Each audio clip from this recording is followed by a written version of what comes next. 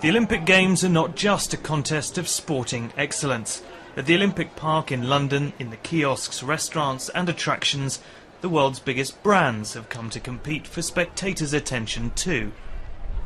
Here it's only those that have together contributed £1.5 billion towards the operating costs of the Olympics that are allowed.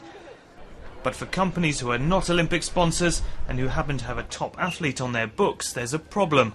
During the Games, that sportsman or woman is not allowed to endorse their products, in person or online. American sprinter Sanya Richards-Ross has been outspoken against the IOC's so-called Rule 40, saying that athletes less fortunate than herself are missing out on vital income.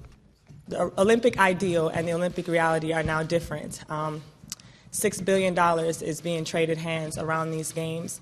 And when I look at my peers, I mean, I've been very fortunate to do really well around the Olympics, but so many of my peers struggle in the sport.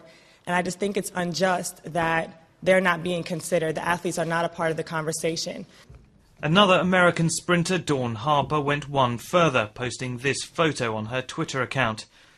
4 years ago in Beijing, the rules were more relaxed. Stars like Usain Bolt able to flaunt his gold medal at an event held by his sponsor Puma, even though they weren't an official Games sponsor. But for the IOC, protecting their so-called partners is critical. Without their backing, a modern Olympic Games would not be conceivable. To finance the preparation of the game, the money doesn't come from the sky. If you want to organize an event on this side, the people who are financing it need to be protected, otherwise tomorrow they will not help again. So while Adidas, who've invested over £75 million in the London Olympics, and Procter & Gamble are guaranteed media exposure by being able to host stars like American swimmer Michael Phelps, the likes of Speedo, who also sponsor Phelps, have to try to push their brand without star endorsement. It is frustrating when you've supported athletes for their full career and you can't associate with themselves at what is probably the pinnacle of their professional career. We've worked with Michael Phelps since he was 14.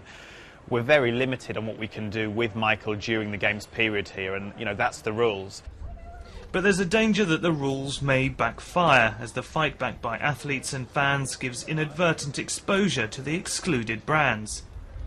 The next pitched battle will be Sochi in 2014 for the Winter Olympics, where sport and sponsors will again compete for the limelight.